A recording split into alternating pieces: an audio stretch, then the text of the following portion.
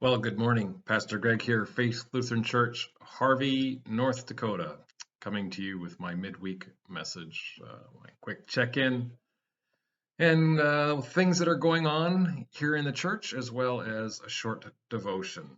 So it is, in fact, let's see, it's February 9th, 2022. Hard to believe, again, time flying. We're jumping to a good portion into February already, and so our timing is moving pretty quickly and all of that good stuff. But that's all right. Nice day yesterday. We had sunshine, a little bit of wind, which was probably okay because it dried things out, and we were able to melt some snow and ice and so forth around the city. Which leads me to a thank you for all the people who worked on our sidewalks this week. Tuesday, Monday we had that messy Monday and Tuesday we had some messy ice and snow, and so the sidewalks became just a good sheet of ice.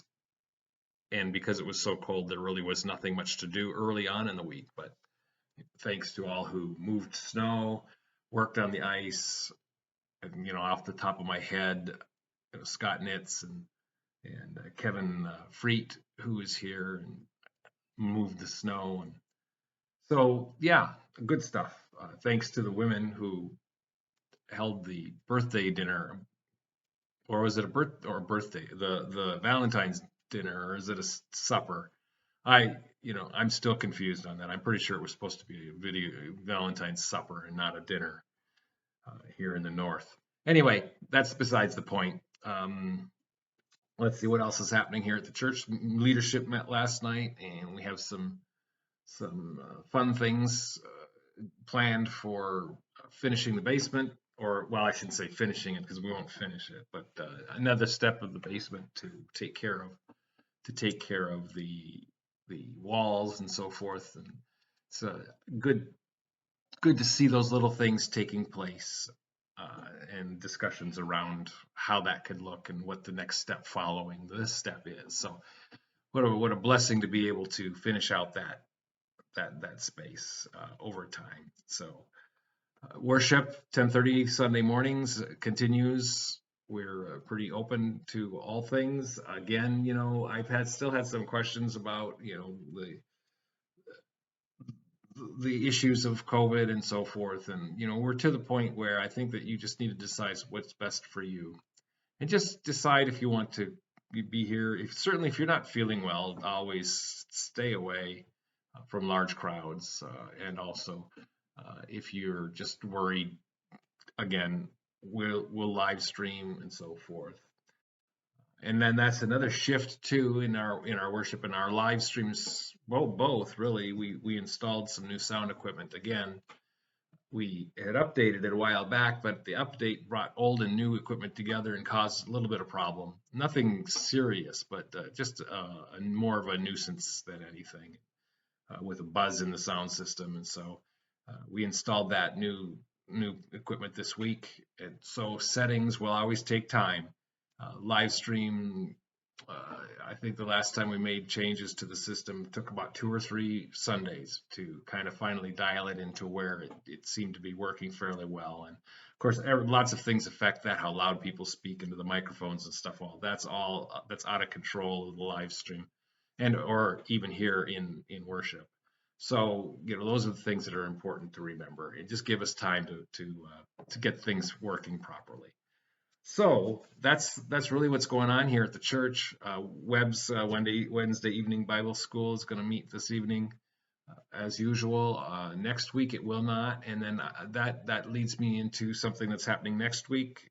My Judy and I have a grandson that's going to be born, and so anytime from now till the 15th, which is the Tuesday, and then after the little one comes, Judy and I will be taking a trip down to Iowa to check him out, and make sure he's a perfect little child of God.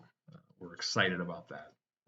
Always great to welcome new grandbabies into the world. So that's what's happening. So Judy and I'll disappear for a week or so. Certainly, I'm always available on cell phone and so forth. And if you're comfortable, you certainly can call and contact uh, Pastor Kevin if you need something more immediate.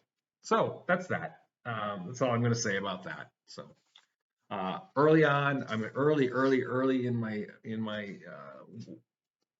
my message prep for Sunday, and I'm kind of leaning at this point towards Jeremiah, and so that Jeremiah text is chapter 17, verses 5 through 10. You can take a stop, you can read it, come back, or if you just want to work with me through it, go ahead and open your Bible and follow along. So I'm kind of concentrating on, this section is kind of it's what's going to happen to Judah, and the dispersion, all that stuff going on around. But what I'm kind of leaning on here is verses 7 and 8 of this text, where it reads, "Blessed is the man who trusts in the Lord." Well, that's good. That's good news right there. And then it repeats that whose trust is the Lord. So where is your trust? I guess is what Jeremiah is giving it to us. And then verse 8 kind of hits home with us, I think. Verse 8 says, "He is like a tree planted by water that sends out its roots by the stream, does not fear when heat comes, for its leaves remain green, and is not anxious in the year of the drought, for it does not cease to bear fruit." So we know drought here, um, especially this last year. We've had some serious drought. And so this idea of is not being anxious in the drought is something that I think can hit home for us, especially our farmers, but even at home, Judy and I, we lost some plants to the drought and to the heat that we had this last year. And so while our, $40 or $50 of plants can be replaced, certainly the value and the volume of crops is much different. So, but we're not really talking about that here, are we? We're really talking about man's and woman's function of trusting in the Lord. And that when we trust in the Lord, then we're not anxious about things. That doesn't mean we're not anxious. It just means we're refocused. So then it made me thought is like, first of all, where are your roots planted? Are your roots planted on the rocks, as some would think? Where are they planted? Or are they planted in the river, where the water is flowing, where it can still reach um, uh, the plant, even when it's out and away from the the water source? And it made me wonder. It made me wonder if and when, and we all have this. It's not new. It's not weird. I mean, we all have these uh, times of drought of our own faith, where we feel like we're not connected to the Lord, and that's normal. That's something that happens to everyone. If that's happened to you or is happening to you, then don't fret about it. It's not you're not alone. And this is a reminder of this idea: if our roots are planted in the Lord, so blessed is the man who trusts in the Lord, whose trust is the Lord, then we can make it through these drought times where we're not sure about what's going on or happening around us. And so that's kind of where I am with that. So this idea of clinging to the roots of where we can be nourished and kept alive, even in our own droughts, and that connection is the Lord. And that's kind of where I am with that, with my thoughts on this so far this week. We'll see where it goes from there. Anyway, uh, prayers this week. Um,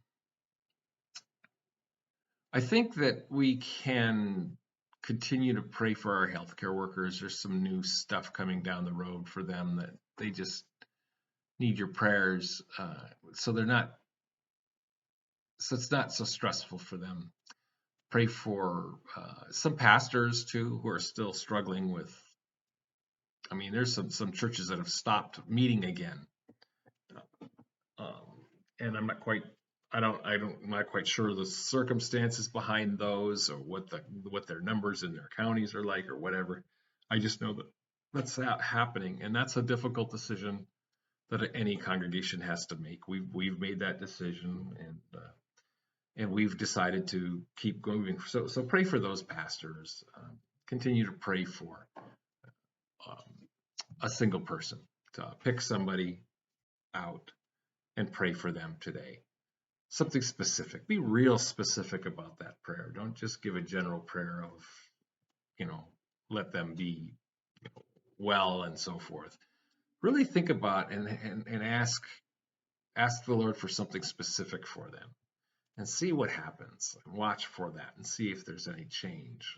You know, we may not see it in our lifetime. We may not ever see it at all. It may not even happen, but we know that all works in the will of the Lord. And so it's his time, it's his will. And we don't know how to deal with that. So we struggle in our lives trying to understand how that works. Just sometimes it's best to accept it and move on. So that's all I'm going to say about that. So grace, peace, and blessings to you today. And as you go around the world here, do take care.